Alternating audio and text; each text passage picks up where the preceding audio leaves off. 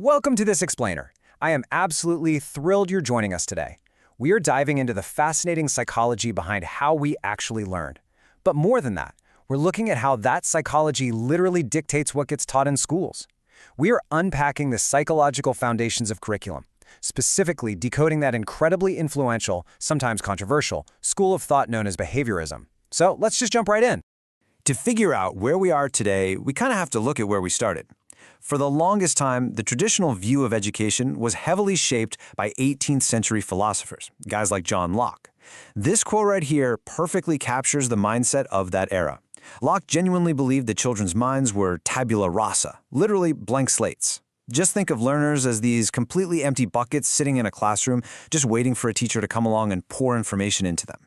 It's a very simple, almost mechanical way to view learning. But, as you probably guessed, we know now that human beings are vastly more complex than empty buckets. Just look at the absolutely incredible story of Yake Ping Lian. Ping Lian is an 11-year-old autistic prodigy.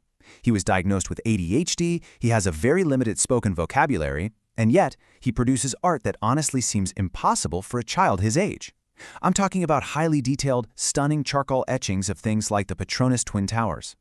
Now, he clearly didn't walk into a classroom as a blank slate, right? He, just like every single student out there, comes in with unique experiences, totally innate talent, and completely distinct ways of processing the world around him. Okay, so here's our roadmap for today. 1. The mystery of learning. 2. The 4 psychological pillars. 3. Pavlov and classical conditioning. 4. Thorndike, Skinner, and consequences. And finally, 5. Behaviorism in the classroom. Let's hit it. Section 1. The Mystery of Learning. Why Psychology Matters in Curriculum. Now, you might be sitting there wondering, why on earth do curriculum developers need to act like amateur psychologists? Well, think about it. The ultimate goal of any curriculum, the literal reason it even exists, is to make learning happen. To really get this, we look at Ralph Tyler, a massive name in curriculum development back in the 1960s. Tyler had this brilliant concept. He said that anything you want to teach in a classroom has to be put through a psychological screen. Basically, before you lock in a lesson plan, you have to filter it through what science tells us about human thought and behavior. Because if your curriculum doesn't actually align with how humans naturally learn, well, it's just not going to work. Section 2. The 4 psychological pillars mapping the landscape. If you visualize the entire landscape of educational psychology, you'll see 4 major perspectives that all converge on that central curriculum core. We've got behaviorism, cognitivism, constructivism, and humanism. Now for today, we are zeroing in entirely on that top left box, behaviorism. But how do we actually end up there? Well, if we trace the timeline back, for centuries, learning was basically just a philosophical debate.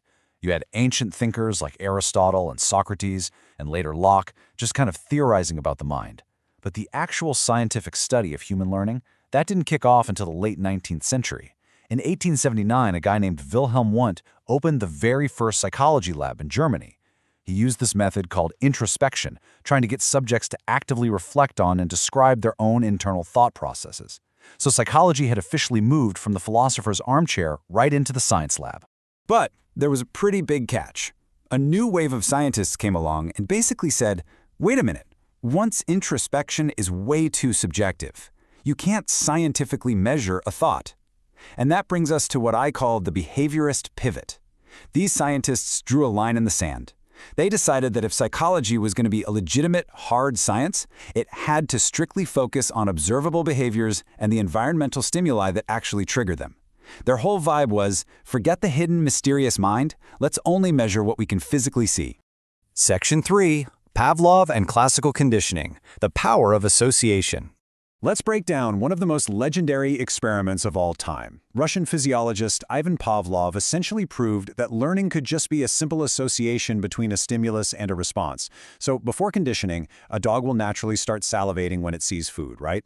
That's totally unconditioned. A bell, on the other hand, is just a neutral stimulus. It doesn't mean anything to the dog. But during conditioning, if you ring that bell and then immediately give the dog food, and you do this over and over, a powerful connection forms. Eventually, after enough conditioning, you can just ring the bell, no food at all, and the dog salivates. The dog has literally learned a brand new, conditioned response. Now here's the kicker. These learned associations, they aren't always permanent. They can definitely fade. Pavlov noticed that if he kept ringing the bell over and over but completely stopped bringing out the food, the dog eventually wises up. The dog stops salivating at the sound. So when that association breaks down because the reward is gone, that conditioned behavior goes through what we call extinction. Section 4. Thorndike, Skinner, and Consequences, Shaping Habits. Moving right along to Edward Thorndike, who basically defined learning as habit formation. Picture this. He put a hungry cat inside what he called a puzzle box, and he left some food just outside of it. Through sheer trial and error, just bumping around, the cat would eventually hit a lever inside the box. That lever opened the door, letting the cat escape and eat. After doing this a few times, the cat quickly learned to associate the stimulus, the lever, with the awesome response of escaping and eating. It wasn't doing deep, complex math in its head. It was simply a connection forged by getting a really satisfying result. From these feline escape rooms, Thorndike came up with 3 distinct laws of learning. First up, the law of effect. This means if a response is followed by something rewarding, that habit gets stronger. Think about a kid getting praised in front of the whole class for nailing a math problem. They are absolutely going to raise their hand again, right? Second, the law of exercise. Basically, practice makes perfect, and not practicing weakens the connection. And third, the law of readiness. This just means a learner's nervous system literally has to be prepared and mature enough to make that connection for learning to actually happen. Then, B.F. Skinner comes onto the scene, building right on top of Thorndike's work, and he introduces operant conditioning using rats and pigeons. Now, the word operant just means to act upon something. Skinner put a rat in a box where it had to actively push a lever to get a little food pellet. The rat learned to literally change its own behavior, pressing that lever way more often because of the results it was getting from its environment. The main takeaway? An individual is conditioned to respond when their behavior is directly reinforced. All right, let's clear up a concept that literally trips everyone up. Positive versus negative reinforcement. Listen closely. Reinforcement always aims to increase the behavior. Positive reinforcement is simply adding a reward, like giving a student an A, which makes them feel great so they study more. But negative reinforcement, it is absolutely not a punishment. Negative reinforcement is removing something super annoying to increase a behavior. Think about when you get in your car and that irritating buzzer goes off. You buckle your seatbelt just to make the sound stop, or a parent picking up a crying baby to stop the crying. You act to escape the annoyance. Both positive and negative reinforcement make it more likely you will do the action again. Punishment, on the flip side, is a completely different ballgame. You use punishment when you specifically want to stop or reduce a certain behavior. You usually do this by taking away something pleasurable.